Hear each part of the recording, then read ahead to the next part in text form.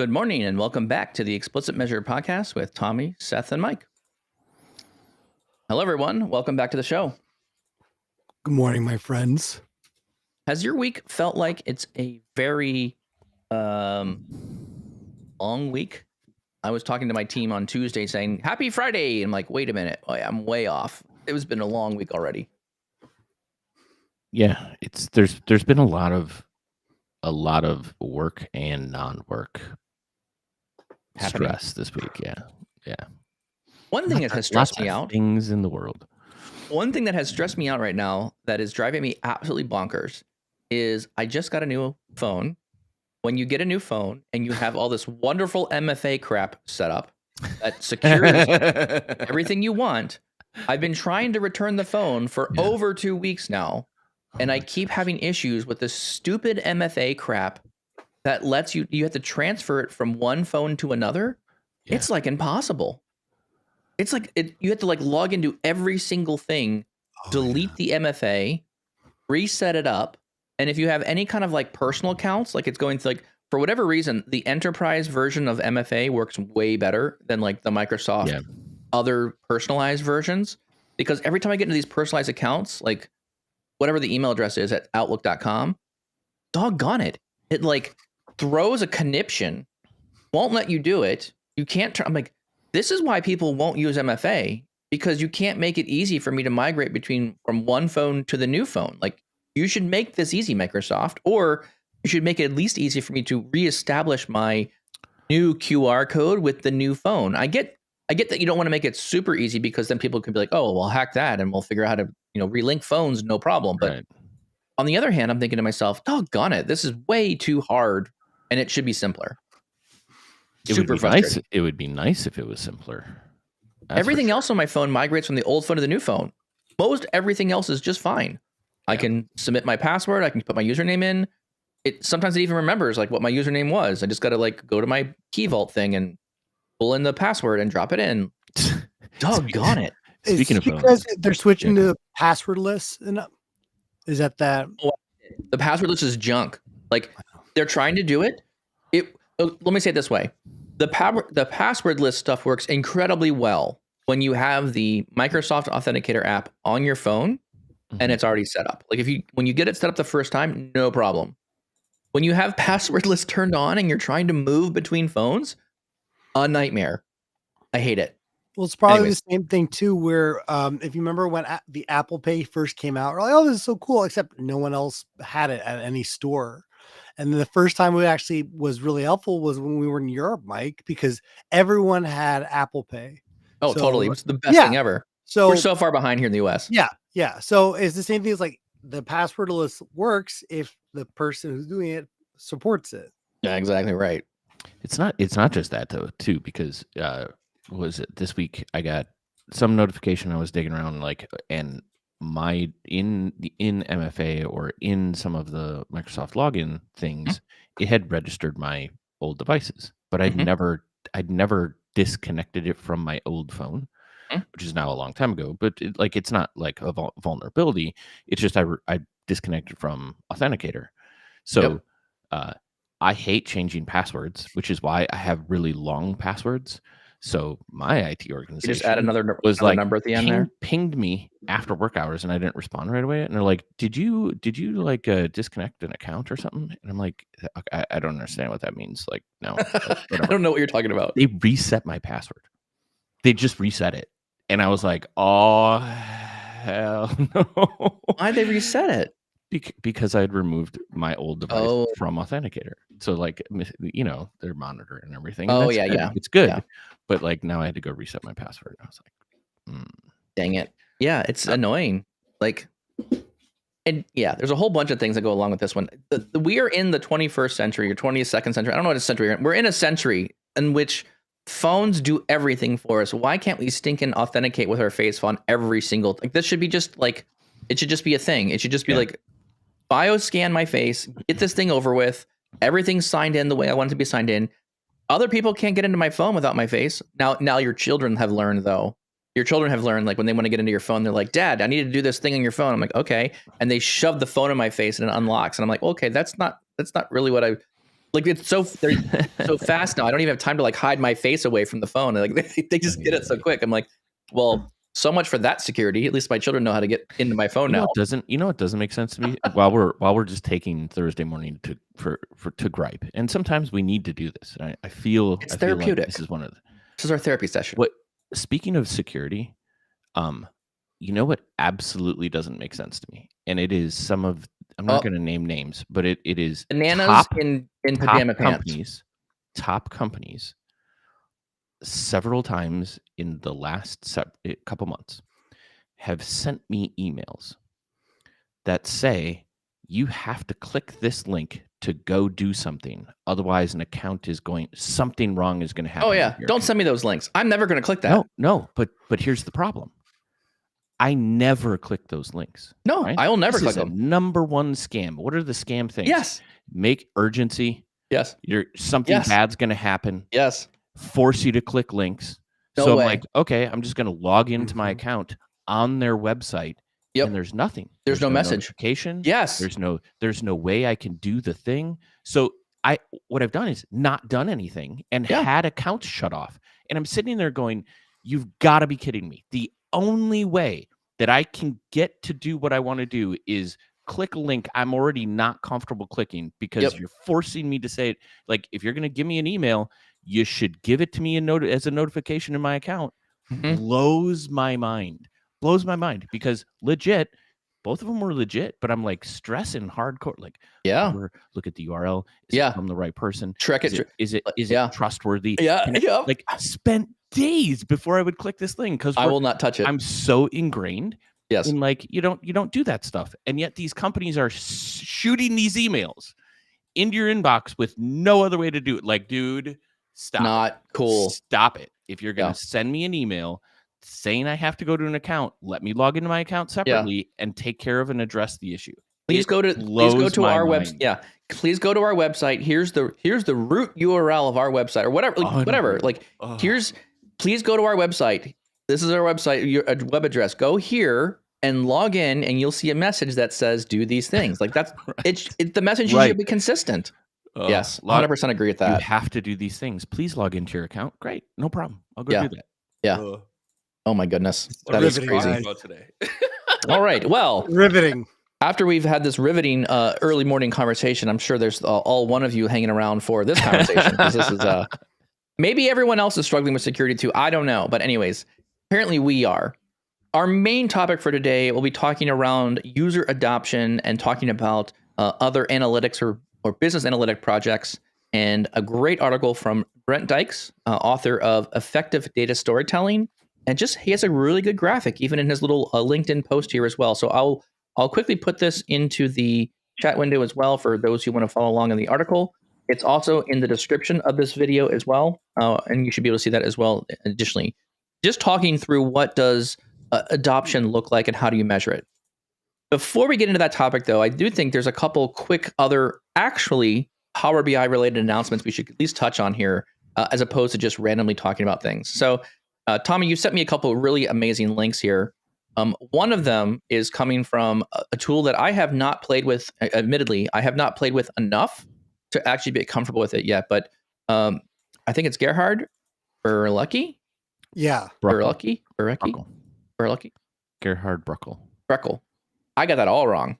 A lot of letters that weren't there. So sorry about the name. But your tool is amazing. So I got to definitely promote this one. There's a VS Code gallery. It's a new release of the Power BI VS Code extension. And basically, it's like a window into APIs, a window into the PowerBI.com service. You can do more things now. You can go look at your models in TIMDL format.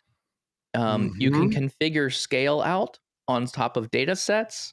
You can refresh a data set. You can edit the TIMDL inside the tool. I mean, wow. There's a lot of really rich features for the developer that have come out in this tool. Have you played with it? Tommy has played with it. Tommy's got it. Yeah. All right, Tommy, give me the skinny. What's going on? So, I mean, it really is. It's not like necessarily the full dashboard was awfully close. And to have that in VS Code, we're getting really close because you can actually connect to any data set with a notebook. And he has actually, you just right click.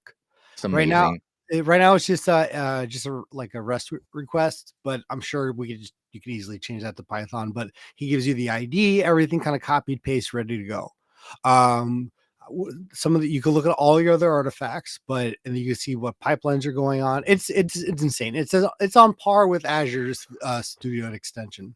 It's amazing, and the fact that it's been built by the community, like you don't have this wasn't a Microsoft built thing.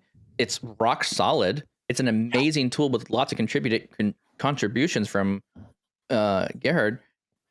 I love it. I think it's so cool. So anyways, I'm super excited to use it. I'm going to get my hands wet or hands dirty or whatever you want to call it. I'm going to use the tool. I'm going to get in. I'm going to figure it out. I'm going to give some demos probably of this.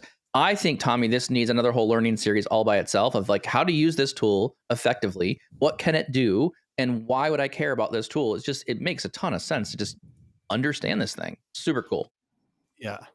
I was trying to see how many downloads it has. It already has. The fact that I could just get the Timdal. Oh, yeah.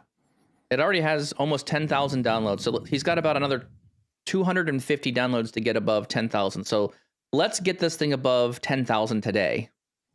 We're not going to give any more amazing podcasts until you download this tool. Yeah, right. Just kidding. We're going to move on. Any other announcements here? Maybe a call out or a shout out to Ignite is happening pretty soon here. Is it already online right now? It's online. Everything's booked for me. Well, I don't want to go back, but there's another really cool feature with the VS Code. You can also see all your refreshes for a data set. But yeah, Microsoft Ignite's coming up and through. Sorry, that's just really cool. And what an easier way to see it. So Microsoft Ignite is, I believe, starting on the 15th of November. 14th. 14th. If you're 14th in Seattle. Correct, 14th through the 17th. If Yep. it's online, it's 15th and 16th. The live opening is, well, Microsoft's main opening is on the 15th. I mean, look at the title of it though. Experience AI transformation in action online from anywhere. Like it's not even called like the main selling point is not even Ignite. It's like, look, we're doing AI. Like the main central focus here. A few Microsoft BI sessions on Wednesday. There is the introducing semantic models in Power BI, which we could talk about that. Where I was like, "What's that?" And it's like, it's just a data model. Yeah. It's the same thing we've been using all along. I know, yeah. So, something I'm actually kind of familiar with. Let's change the marketing so it sounds snazzy. Yeah, it's actually, you know what? That's gonna make my life so much better. I've been doing a training with some enterprise teams, and they've been in snowflakes. They're like, "No, data set. No, not your data set. That's true. A different data set. It does need a different term. Yeah, I would agree. I'm all for this. So Yes. yeah. By the way, everyone, in case you didn't know, data sets are now semantic models. So which they've been all along. Yeah. It's just now the formal term for it as opposed to just thing called data set. Yeah. And I think that's the only Power BI session. Everything else is Fabric. Build and manage enterprise scale data out. There's the upgrading your data estate. And then I think and I believe I found all of them because everything else is Copilot. Nothing about Power BI and Copilot. Maybe we'll get there. Maybe we'll finally get some love around Copilot. Come on. We need to have this. We make this happen. Just announced or pointed out that past Data Community Summit is also the same week in Seattle, November 14th through the 17th. I heard about this. Yeah. The conference timing of things have been incredibly amazing. Like they're literally like, let's just put all the conferences on the same day at the same time so that no one can go to anything. Let's do that. That's a great idea. Yeah, you know, if we only had this thing called like the internet where you could like coordinate or like publish when your event is occurring, like that would be amazing. Anyways. Have you been playing too much Minecraft? That sounds like one of the my kids have. It's exactly that. It sounds like villager. The villager. The fact that you did it and the fact that I picked up on that Tommy, your kids are not old enough yet. I have no idea. But wait until your kids start playing Minecraft. There's going to be all kinds of weird noises at your house you're going to be hearing here pretty shortly. Can't wait. Oh my gosh. That's ridiculous. All right. Because this is an amazing podcast and you are really thrilled about learning and listening here, let's actually talk about some real things that talk about data and the reporting and analysis here. Tommy, give us maybe a bit of an overview of what is Brent talking about in his article. What should we pull out of here and start conversing about? So Great LinkedIn Tommy post. quickly. I'm amazed that people gonna- could just do this in a post. Yeah. I'm going to quickly be the narrator here. Tommy quickly looks at his computer, feverishly looking at the article, trying to read quickly as to what are the main topics. Tommy zooms over to ChatGPT and enters the URL of the page to say, please summarize this article for the podcast. Okay, Tommy, take it away. I beat you to it. I spent an hour this morning trying to get a better prompt for the agenda. So and I realized this is stupid. I can do this. That's funny. So honestly, we've talked about adoption a ton. That's I think one of our big things, and it always will be. But apparently, we've seen actually some articles about CDOs, chief data officers, and just in general where adoption's not really meeting the expectations. And part of that too is like, where were you measuring success? But there's a lot of that dissatisfaction once things are implemented, or not necessarily the organization, but very much on the users. And we always focus, and I think that's why I love our conversation, is Power BI and everything is always focused on the data, the technology, all the sessions is, get this real-time streaming event. But again, what's the implementation of that for the person, and how does it actually affect them? So for kind of from the post point of view, it's like, how are we deeming success? And to me, we can talk about that for 8 hours. Cool. How do we measure success, Tommy? This is the question of the hour then, because this is not going to be an easy answer. What would success look like for you on your reports? What does that look like? Well, I don't think it's just the reports though, right? I think that's selling it a bit short. If you said, okay, we can start there, because we're saying adoption, but we can go there. Well, okay. All right. So let's talk about adoption. So I like the term of adoption. Where I struggle with this is, so there's two terms that I think that are relevant here. Like, I want people that are going to be engaged with my report, or I want adoption of the report. Those are nice terms and words to say, but the core of me says, how do I measure that? What's the measurement of adoption? What's the measurement of engagement? How does that look? So maybe that's where I would take part of my question from this is, yes, I would agree wholeheartedly. Those are two things we absolutely want. I got you. But how do I measure it? So that's where my mind goes. It's interesting. This kind of goes back to our conversation about the ordering food, like data-driven teams, where I think a lot of our mindset, it's a part of the mindset where we do move on too quickly with projects or reports. Like, oh, we've published it, we're done. And I think that's because of I don't want to say the culture, but if we're laughing so hard at that video of we're on this time crunch with no budget, we're going to be in this kind of place where, we're kind of just sending food out like a restaurant, and then we're moving on to whatever else needs to get made, where there is not a lot of time for us. And something I've said a bunch of times, to provide actual intelligence using our own words to the users, where we're like, here's a report, here's some buttons you can click. I have other data things to build. And when it comes to engagement, right? Like, because part of what we were doing, if we're actually going to spend the time, there is that post-mortem. And that's not just how to use the report. That really would be there in a perfect world. But I'm going to start right there in terms of when we're going to say success. It's the usage is obviously one of the easiest metrics, but in terms of what would be ideal, I think there's need to be more on the other side of the completion. So let me kind of unpack what you're saying there a little bit. I'm going to read a little bit more into the article here. Basically, the scenario here, or the setup is, you build some sort of report, you get it out the door, you publish it. Development team says, great, here you go, business, go do your thing. And you walk away and you say, okay, report's good enough. There's no feedback loop. There's no form link on it that says, how could I improve this? What could we do to make it better? Do you have an idea? Put it here, right? There's nothing that's actually collecting value back from, like, did we meet the mark on this report or not?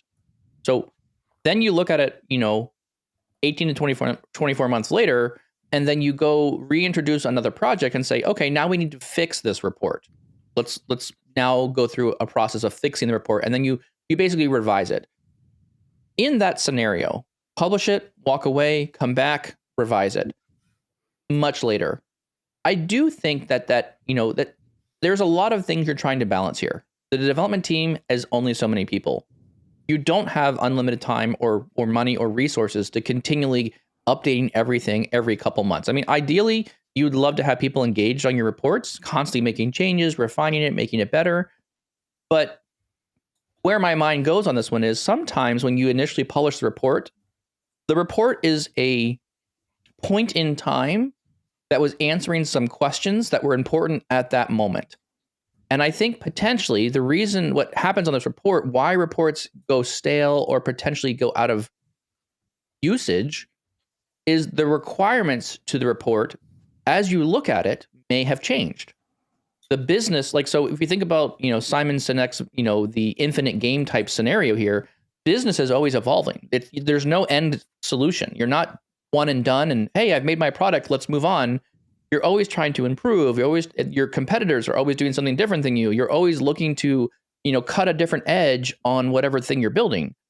I have to imagine the same thing is kind of happening in the reporting world. And this is why sometimes if you take a long time to build your first report, the report you even publish misses the mark because in the time it took you to build the report and publish it, the requirements have changed. And what was important 6 months ago is not important right now. The questions of that report are different because that report was built around a specific set of questions. Does that make sense? Or am I even on base there? Is that? Yeah, you are. And I think, at least from my perspective, right, the moment in time versus ongoing needs, right? And this kind of, it kind of speaks to a single team building out these reports, right? Maybe, yeah. Right. Like let's just say it's the business intelligence team and they're building out reports because sure, the data team. The way I took this is like a whole different way of like adoption within an organization. But if we're on the report level, it's a team, it's a person building this. So those struggles of making sure that what was built in the first place meets the needs, right, of many, but it doesn't there is so much nuance. Did you build it right the first time? As the company is growing and things are changing, is the report still relevant or does it need to be updated? Right. And I think that's maybe his point in here, that even after you put out a final product, it's good to proactively iterate on it, or potentially the business doesn't know that they can make requests or enhancements to it. Sure. So you find yourself in this position where 18 to 24 months later, somebody comes in and says, well, we need to fix it. Well, part of the problem there speaks to the issue with business and how they're engaging with that report.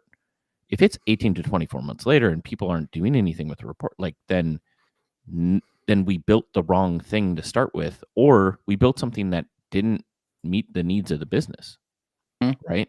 So either it didn't either it didn't meet the needs, or what I see a lot of is teams that are building out these reports with an understanding that they will have a big impact, but then the business just drops them. Like the report is built, but then there's no engagement after the fact. And that is, I think, speaks to a larger problem, I think, around building reports for the right things that solve the right problems and not somebody's specific problem. Because if it's only going to take you two times to look at this report and took us 2 weeks to build it, it's not worth it, right? It's not worth building that out. Giving you the data or the access to like the information you would want to see or know, yeah, it is, but we could streamline that exponentially by just pulling some numbers for you. So I think there's a bit of that in here too. Yeah. I think if we're going to move away from data set to semantic model, I feel like everything we're saying is going to lead us to a different word for report. Yeah. And because two things I noticed both of you guys were talking about was fixing a report or updating a report. Sure. And you think about like, if you've been on a department, if you've been on a sales team, marketing team, operations, you know how they move, where everything's about context. In terms of, we have this project this quarter that we're trying to do. Oh, we have this campaign that we're doing. We're trying to attack these customers this quarter. And that's kind of like the all hands on deck. That's what they're focused on. They're never for a whole year just doing one thing. There's usually milestones kind of built in. and they come to us with kind of the more general view. So yeah, if we're just build a report that's very general, it will live forever, but not have any impact. That's a good point. You're not going to have, right? So if you really build an impactful report, it has to have that context for something that I'm doing right now, and it's going to end at some point. Oh, Yeah, Unless we had I a agree to when will some I get fired I report. agree to some ooh. point, but then we get into the various types of reports, right? Like there's a report Yeah. that we built a long time ago that I never would have thought would be the report that is the most used. And it's because it provides visibility into some data sets that otherwise are not there. Sure. And it is the most widely used report. It's not insightful. It's just a very simple interface that allows people to enter a few parameters and get the results that they need. It's not there's no hard thing in it versus I think Tommy what you're talking about are those very time expensive reports where we're dialing in maybe a bunch of KPIs to see how the business is doing, or like there's a lot of time generated to develop something because a particular business unit wants to see certain things certain ways, and then you find yourself in this like, well, did we build you the right thing, or what do we need to do? Right. Well, to your point, Seth, and I completely agree. The only thing I would say is, do you know how many kinds of the number of reports people need like that? One, that visibility one. There's really one and done. Where Mhm. if I try to then reinvent the wheel, like here's another visibility report. That's kind of the same thing but slightly different.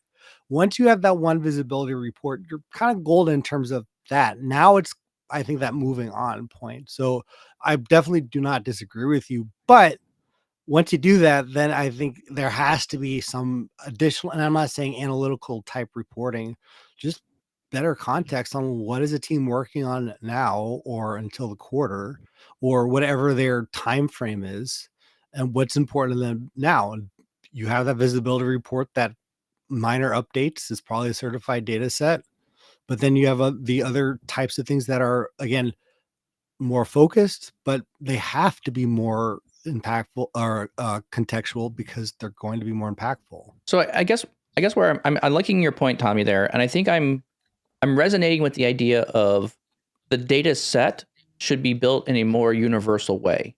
The reports Mhm. potentially could be a bit more throwaway in nature, right?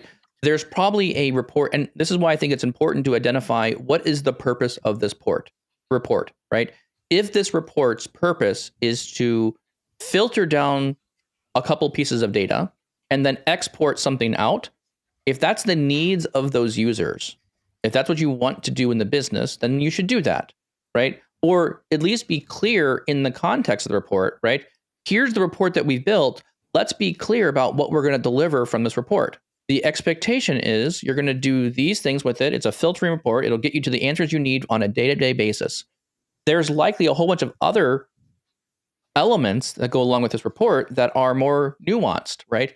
You have like there's probably when you start talking about these like the idea of the questions you ask against the data or the report, there's the generic ones, and then that enables people to get access to their data. And then there's more specific ones that are insights on the data. And I believe the insights, by being clear about here, this page is trying to give you this kind of insight, that page or that portion of the report that maybe needs to not be in part of your base report. You may need to build a second report that lives on top of the same data set.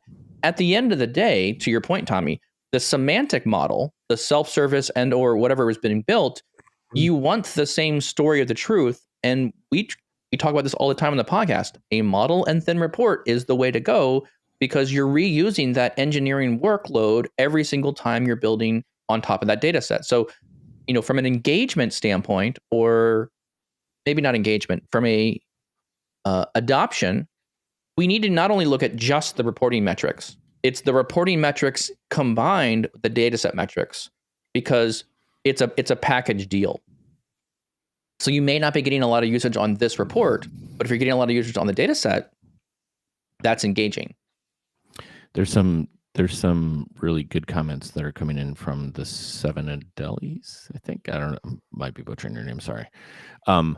But Mike, you were on the right track, I think, because Yeah. engagement is the key word here, I think, to some degree. Because if Mhm. you look at the wide variance between some reporting that we do, which is extremely useful for the business and right out of the gate, like it has great usage and continues to have, versus something that might have a big spike and then a drop off, or something that never takes off at all, Sure. I think it does speak to the need for the business to understand how and what is going on with that report. And to your Mhm. points, like it is important for us to explain in reports or in some way, shape, or form that this is the view by which we are producing this report, right? Yeah. It's in these lens, it's designed to answer these questions. Yes. If it doesn't, like if you have other questions, there are other ways we can look at the same data. Exactly.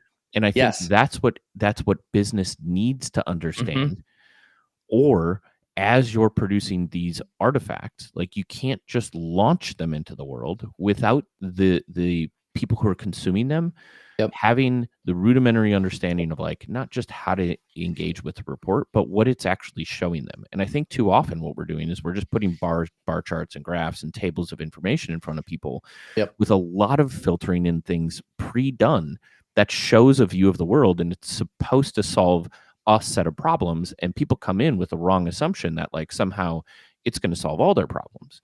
Correct. And I think what that drives to is a higher level of kind of data culture, or at least a push in that direction from the teams who are building these reports to make sure that the business understands that this is an iterative thing, and you do need to have kind of a high level understanding that if you don't see something in this report that you would find valuable, but it's based on the same data, we can iterate on this. It's not Correct. something that like you just walk away from, which is Correct. the other side of this. When you don't have the appropriate training, when you don't have that level of understanding from a business unit, if you just shoot something into the world without proper communication, without letting them know what's going on, you can expect your product to fail. You Mhm. never do that in any other area, right? If you think about a Correct. software development, right? Don't do it. Dev team, massive time spent from product teams to like iterate and develop on a story and make sure that it aligns with customer needs, etc. You're working with the developers at like minimum multiple times over to define and refine requirements, like all of that prep work, right? But it's not like they just launch it without like, hey, we just built this brand new feature, go figure it out for yourselves. Of course not, right? There's Yes. release notes. There's a video on how you go do this new thing. There's a campaign that tells customers how all of this stuff works and like how you can enhance your business, et cetera, et cetera. And I think sometimes, well, I think this pokes at the situations where teams find themselves in this situation where we know so much about data and we're developing these reports that it's just like, oh, this is going to be amazing, and then we hit publish. We Yep. just shared this. We just shared this with you. You should understand it fully by just looking at it without giving them context. And if the Not gonna business happen. user can't make that connection, then yes, unfortunately, the vast majority of people in general are just going to be like, it's not useful and walk away, as opposed to this looks kind of useful. Let me go devote a bunch of time to figure out whether or not I can use this. And then I'll work with the team to like request that I can iterate on. It takes a level of like direct engagement, and you only get that out of a few folks. Correct. And a And lot of times you think you'll yeah, even get the requirements that are they don't even know what they want. Like they know they know what you gave them is You not don't right. know what to ask. They don't know what to ask. Yeah. and this is a huge point here, and I'm gonna have a hot take in a sec. But Seth, in order to get to that point where we're providing context, that is assuming that we've had that conversations and that they to your point that they understand their own context too of what is that important point and what are those pressure points, like, because they'll say, no, I just want to see a quote. It's like, no, like, let's really break this down. If we are going to have that type of context in our reports and that insights and have those release notes and features, you cannot just do that. The only way to have that is to have the right information from that team, and that's going to require basically another way of how we think of report development. Right now it's either sandbox development, we publish this in prod, we think of it like an app or like a website launch. Whereas I think with these types of contextual reports, we need to spend more time rather than saying we're going to build a product for you. Like, hey, what's the situation? Let's workshop. What are you trying to Yeah. measure? Because if that's the biggest problem, then the technology doesn't matter. But we need to spend that time to go, okay, where are your pressure points? Let's kind of say, like, what would you love to see? And taking it that way, then doing development off, and like you said, probably off or already created semantic model. But when it's published, that doesn't mean, like, again, like it's like a power app that everyone can use. It's verified, but it needs to go then through feedback with the rest bigger team, because you've been working with stakeholders, and where you basically kind of have this other stage. Like, yes, it's in production, the numbers are right, but at this point, this isn't now, in a sense, closer to an MVP than it is your final thing. And the only reason you would do this, again, is because you're all of a sudden now we're in a partnership with that team, and because to get that I'd agree. context, you cannot get that context with just a requirement scope. As helpful as those are, that only gives you so much information, and that will never tell you. What bothers them or what keeps them up at night. And I think this is But in why order, you want to focus on the action-based portions of your report.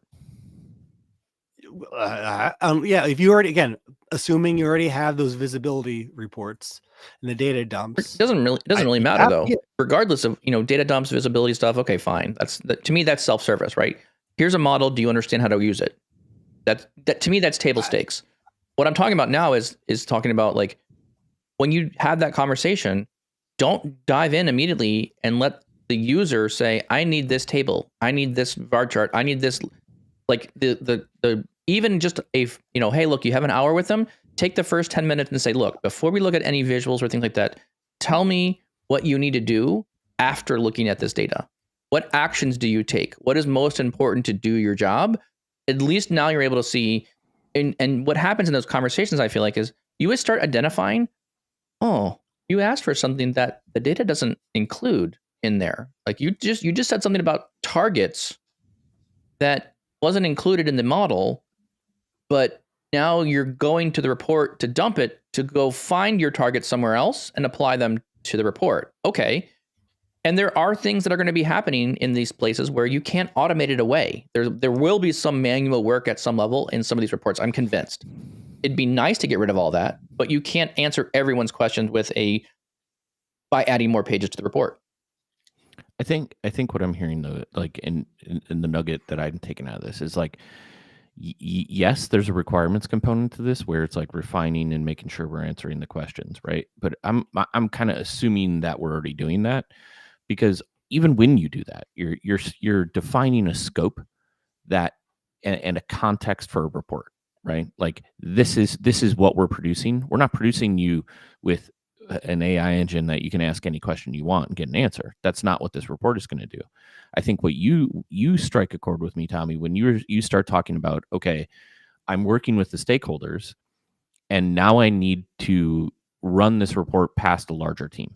And sometimes you can do that, and sometimes you can't. However, when you do that, how do you run it past the larger team, right? You are the one that's communicating and articulating all of the things that we're talking about the report to the wider audience, because they have to engage with it. So if you're already bringing that open to a wider audience, like, are you launching that from a meeting, or are you just saying like, hey, it was scoped and now we're just going to open up access to that report? Like, are you training people, Yeah. or are you just launching it? Well, I think there's three approaches that either put together, or I would recommend, not necessarily all three, but it's having the somewhere on the report a direct link on, like, suggest feedback. So just at least having that out there. For any major report, you do the roadshow. So you actually say, put a face to who actually built the report so they know who to contact. Go through the demos. And then you have your office hours as well, where anyone can ask questions. If it is a big enough report, then you set up a week, like a 2 weeks after it's launched, anyone who wants to discuss that report. Yeah, you're going to get a lot of noise, but I mean, you want to talk about a structured way. I think allowing all three of those avenues. Again, that's a lot of work for every report. Sure. And I'm intrigued. Well, it's not every report. No, This definitely is, not. I mean, I think what we're talking about here from a training perspective, a lot of this leans on certified and stuff that we want people to regularly use. We all admit RBI has made report building a commodity. There's going to be a lot of things created that are just not good. So a lot of conversations I've been having recently is, where is the break point between what is certified and what is not? What does the process, I mean, a lot of people communicate like, well, if it comes out of the central team, it could be certified, but because of internal policies, we have no way of certifying any content that comes out of like that's generated by not the central team, which is totally cool. And I think you should do that. But I do think you need to at least define a process that says, as the business builds reports, as the business finds value from things that they're creating on top of your data models, what is the process to circle back to, okay, we have a report, it's getting high usage of metrics, it's not owned by a central team. Does it need to stay in that business unit as part of their reporting, or does it need to get funneled back in and actually follow a formal process around now it does become certified? And I think if you really look at organizations, more organizations are more interested in saying, we want to build the data models. The data models are the parts that central BI teams now want to manage. They do not want to manage the report creation process all the time.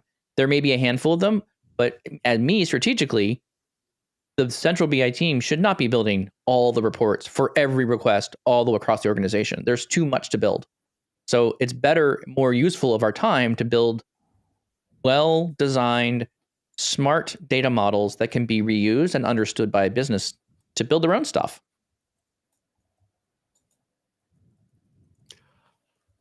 So we're out of ideas. That's it. That's the end of the topic. No.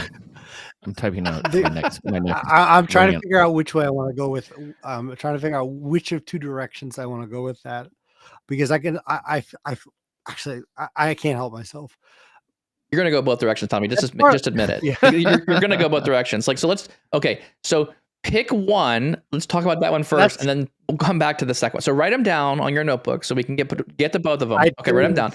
Let's take the first one. What's the first rank? What topic? The first one is, it's going to be in requiring that from the managed self-service, where people are either going to just build reports, is going to require a lot more DAX conversations, because the data model works, but there is a good amount of DAX you need to do, because most people's problems is they try to configure the data model for a certain situation. Yes. When a semantic model, if you are doing your DAX right, can solve most of that. But so I don't think we're going to get there, or I see that it's going to be a little harder to get, because that's requiring a lot more people to have a very good understanding of DAX. And that's going to be that report author who's not data modeling. Mm-hmm. That's kind of a weird thing with DAX, right? If you're going to if you're going to do it right, or do all the situations that someone's going to ask for without changing a model, you got to know your DAX. You got to know your filter context. I will agree. I do think so. I will also argue, I don't think DAX is so incredibly difficult that people shouldn't learn it and know it. In the same way that there are certain people who know how to do simple things inside Excel with formula. Like, everyone knows Excel. Like, I would say that is a table stakes alignment. If you hire someone and you say, the assumption is, do you know Excel? They'll say yes. You kind of assume they know what they're doing. Like, it's kind of like to me, it's table stakes. So in lieu of that, I would say it's not that far away from some of those basic functions inside Excel. I will agree with you, though, around there is more complicated filter context pieces that makes things much more complicated. And there are what I would call common calculations, a running total, a 4-week average. There are formulas out there that are not as easy to get your head around. And I think Microsoft is definitely trying to address that and make that easier for you to build things with. But at the end of the day, I wouldn't overbuild my central model with every single DAX measure that every single user needs, but I would try to address, like, what are the main conversations we want to have around calculations on top of this data. And I think I think documenting the model and showing people the relationships. So let me give you an example. I'm looking at the Power BI enterprise reporting that Microsoft gives you in PowerBI.com. You can go play with the data sets. There are tables there. There are relationships between said tables. You can even grab their measures and use the measures in those tables. Can you effectively build a report on a model that you can only see the tables and the measures? I would argue I'm struggling to use their data models because there's no documentation. I don't know what the measures are doing. I don't know how the tables are connected and related together. So to me, if you're going to give people the ability to build stuff on top of models, you're going to need to do some level of education and or some work to document what's going on there. Until Microsoft gives me more documentation, or I just spend the stinking time to go through these tables and try and figure out what the heck is doing, like how do I get this stuff to look and join together? There's no hope. Like there's no way to figure that stuff out. So to me, from my perspective, like that is what you're giving business users. It's the same experience. Here's a model. I'm not going to tell you anything about it. Go build stuff. Not good. It's not going to end well for you. Sorry. Was that your first point, Tommy? No, that's kind of where I was getting at too, because that's what happens. I've done the same thing with the Microsoft model, but that's why we're here, because all those situations are always like, well, there's some other data source or some other context that you're not going to blow it up a normal model by in general, but it's the way it was like, well, I need to see it in a different way. So unfortunately, like as great as the semantic model is for those more managed custom self-service point of view, I was going to bring up composite models again, but I'm gonna backtrack, put that in the parking lot. I think the biggest thing is if you're going to have that, the more of the business going to be part of the user adoption story. You're right. Like all of a sudden they now have to be completely comfortable in filter context. I don't think so. No, I disagree. Completely comfortable all in filter context day one, not possible. And you're going to have people it's going to be a progression for them. If it's going to work, if you're going to have them to be able to run with it. This is why the Center of Excellence exists. This is why you do the training. This is why every month you do these educational things to the organization. People are going to learn some very basic things. Oh, look, like if I do this little sum. Hey, look, if I do Google this thing on the internet and it produces an answer for me. Oh, look, I just chat GPT'd how to get this formula to work. I've had customers do that. And they've written DAX off of chat GPT and said, I have a column named this, this, and this. How do I write this measure? It does it. So don't tell me they're not going to be able to figure stuff out and they don't need an entirely very robust layer of filter context. When they become experts, yes, they will. But as they're learning in their progression, no, they don't. They're going to get there. But that's why the Center of Excellence exists. That's why the community practice exists, because there will be certain individuals in your company that understand what's going on. And you need to hire, or you need to find the talent, that the person who loves to go deep on models. They're tuning, they're optimizing, they're building things the best way they possibly can, because that user is going to be used to inform others across your company about how to do things well. And that's why you have the Teams channel. That's why you have the community practice. That's why you do videos around, let's understand this data model or how to use filter context to build these various measures. When you start doing that, I think you're going to start seeing people getting over those hurdles of learning and training around DAX, and it will become more second nature to the company. But this is a data culture problem. This is not a technology problem. And honestly, I would agree with you. I would still want to have another conversation on what kind of leash do you give those people out and like, what are you comfortable? But we'll save that for another day. A leash? I think, sure, whatever kind of thing. So, or no, like you're going to restrict the users you want the most engagement from? No. If you're going to just say, hey, you can do managed self-service, you're going to start building your own reports and they don't have the skills. Why do you assume you don't run them through training? My assumption here is if you're going to say yes, build your own stuff, there's a minimum training they have to go through even to do that. Okay. So like to assume you're just going to open it wide up, dumb. Any organization who just opens it wide up is going to be stupid and they're going to fall flat on their face. You're going to get a bunch of crap. And then the central BI team is going to have a bunch of cleanup to do on aisle 6. And this is coming from the person who thinks certifications are a load of crap. You? No. Yeah. That's totally, How you many- are how totally many misreading times me have on you that one talked- because that's not what I've Okay. ever said. I say everything should be certified with the exception of No, you've got to figure out where does that effort talking level need to live. people. people Oh, people? certification. Oh, yeah, 100% certification on people. Okay. The- Okay. All right. why I would mean, you? Just because Why would you someone not? does Why do you training- think I ever would say that? Because you said that to me. I've said. Are you okay, talking about Microsoft? You're talking about the certification or PL300. high level? No. Okay. No. Yes. The PL300, that does not mean certified.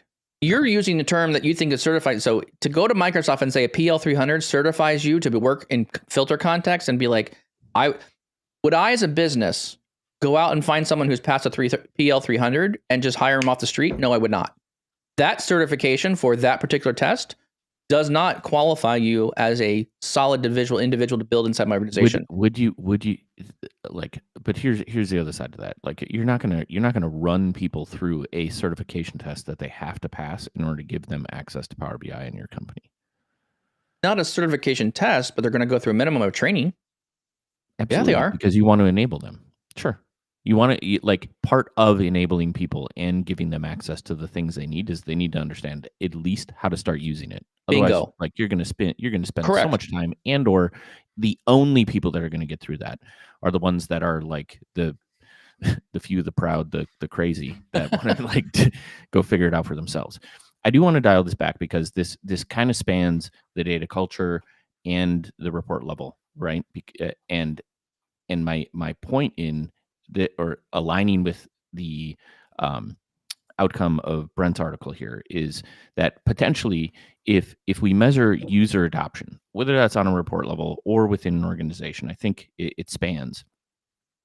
I'm thinking about this as kind of like in the OKR framework. If adoption is the objective, like, what are the key results, or what are the things that we need to do as report authors or teams or people who are trying to build these things within an organization that we've talked about today? And one of those, the first would be like understand, value, and act. And what I mean by that is, like, for reports that are out there, I think we need to create a cycle where you're asking, what questions does this report answer? Are those questions still relevant to the business? And that's a communication thing between the business and the people building the reports. And maybe it is the person within the report thing. But if not, what actions are we taking? Are we deprecating? Are we enhancing because, like, the business is slightly changed? Or are we building net new because we no longer have those questions that we have to answer and this report isn't useful? We need to provide support. And if this is on a report level, it's like, it's the bare minimum of documentation. It's bare minimum of a community of access where business people can ask questions, can understand like how a report potentially works, etc. And it's training. If you can find somebody who can adapt or adopt a report that's built out of you, from you or your team, and they can enhance it and they can do that, that's fantastic. And then communication and marketing, right? You can't just publish something into a business unit without doing what we kind of talked about with feedback from the bigger team, but also communicating what is the scope of the report? What questions is it supposed to answer? Like, all of those things that make it valuable to people and allow them to engage with what you're building and get value out of it. And I think that kind of these bullet points you can apply on a report level as well as potentially on a wider scale. It's just in a larger forum, right? When I say, a community, like, and you're building one report, that's like maybe you have an hour-long session every couple weeks or something where people can, talk and communicate about like problems they're having or something, versus if you're doing that on an organizational level, like, is there a forum? Are there people asking and answering questions? Are you doing training sessions? Are you, how active are you trying to create the community of people that are not only using, but hopefully skilling themselves up to be contributors within an organization as well? So I think there's a lot of validity to like questioning or validating that, yes, old school IT approaches of like build it and they will come don't work, not in data, for sure not in reporting. And there are a lot of nuance areas where we should think about this as a handshake between technical people who are building something and the business. Agreed. Where this is an ongoing relationship, where we're at least providing enough value to them that they understand how to consume the report and how to ask for the next things as the business evolves, and need to be receptive to that. Yeah, I agree. Don't mix up my words here. The difference between training and certification. I think those are two different things that you're looking at. And this, regardless, at the end of the day, Tommy, to your point, what you said earlier, skills are important. These are like you're getting new technology into people's hands. We know you're comfortable with Excel. What does the skills look like? What skills do we need? And this is something that's a miss inside the Power BI community. And I'm looking to fix some of this, but there is a distinct skills gap of what type of role do I play in the Power BI ecosystem? What level of skills do I need to have to do XYZ things across the platform? No. And to your Mike, looks like your video just froze. So he was so astounded by your. Oh, there you are. Oh, there you go. Came back. Okay, I think you're back, Tommy. Okay. Yeah, you glitched out. It cut out for a second. I deserve that. So no, and obviously Mike just messing with you, but just because conversation we had, but I do. It makes for good audio, right? You know, if we agreed on everything, no one would have listened to the podcast, and they wouldn't be like, "Well, I should have hung around until minute 56 because Mike and Tommy are going to argue at the end about which cannoli is best." Like, come on, listeners, right? Do it for the views. If you actually remember last year, I'm like, "Hey, Mike, I got certified in this and this and this," and you're like, "That's a load of crap." And those are the words I went, "Okay." No, but I listen. I was only saying that because part of it kind of I agree too. You can do training, you can do other things. I know we're right at the end, but Seth, you ignited a fire in me. What you just said in terms of that's a great idea because I can't spend all day looking and trying to follow up with people, but if we have a scanner API activity, we can set up automation to say, "Hey, this report's been published for a week or 2 weeks. Yep. It's got this view, this usage. Yep. Time to follow up." Yep. So that has to be something. It all hinges on: do you have a solution around how to monitor stuff coming out of your tenant? You would not drive a car. You would not drive a car with your eyes shut. You should not run a Power BI environment. Leaderships. This is leaders. This is talking to you, leaders. You should not run a Power BI environment without having your own monitoring solution. Yes, Microsoft provides you some things, but is it really worth? Can you really manage your environment from it? I have found the answers. It's okay at best. You need to have your own solution. So, yeah, you've got to have a monitoring solution in place so you can actually do these kind of insights on what is important to you as a company and align those. Excellent. With that, we really appreciate your time. This has been another great argumentative session with a ton of intro that was so much fluff and griping in this episode. So we really hope you enjoyed our super random tour of the world of our therapy session here. So hopefully this is helping you out as well. We thank you very much for your time. We appreciate your listenership. And thank you for giving us a little bit of grace here as we ramble through some of these topics together. Don't worry, there will be more sparks between Tommy and Mike in the future, and Seth will continue to drop in with bombs of knowledge that will just set us straight, and we'll be okay from there. So that seems to be how this thing rolls. With that, we really appreciate it. Would you please share this podcast with somebody else? Waste someone else's hour of their time. That would be wonderful. If you could also do that from somebody else, we would appreciate them to also be not productive during work hours for at least 1 hour throughout their day. Anyways, Tommy, where else can you find the podcast? You can find us on Apple, Spotify, wherever you get your podcasts. Make sure to subscribe and leave a rating. It helps us out a ton. Do you have a question, an idea, or a topic that you want us to talk about in a future episode? Head over to Power BI Tips/podcast. Leave your name and a great question. Join us live every Tuesday and Thursday, 7:30 a.m. Central, and join the conversation live on all Power BI social media channels. Do you ever feel like you're like, parenting two younger children in these podcasts? Does that feel like it's no? We all play that role. It only rotates. We rotate them. This is true. There needs to be conflict at least in one direction at any given time. No, even if it's not real. Actually, believe it or not, Tommy and I, so truth be known, Tommy and I talk about this ahead of time, and we intentionally take different opinions on. No, we don't. We Oh, don't do yeah, that at I all. Nope. That doesn't happen. Thank you all very much. We'll see you next time.